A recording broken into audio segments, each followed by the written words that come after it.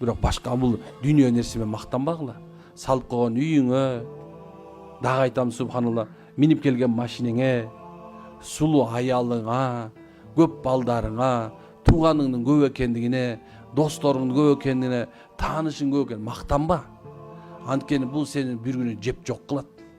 Такыр болбосо субханалла, коюп туруп союлган жылкыңды жеп коюп кетип кала берет. Ушундай нерсе, ошон үчүн теке берип кайка барасың. Эмне көтөрүлөсүң? Сен кимсиң? Мен киммин мисалы алса? Мен тамашалай берем дайыма. Мен 3 эле күн авторитетпин мисалы алсачы. Силер келген авторитет болуп калган машыл. Деп сүйлөп. Силер кеткенден бияка никтомун мен. Көчөдө эле шелпей басып каламын. Сумкам көтөрүп алып ары бери басып. Ушундай нерсе. Сен мактан андан көрөп. Мындай бир IQ-ң менен мактан. Бойдундай акыл деңгээлиң өсүшү менен мактан. Ките окуганың менен мактан.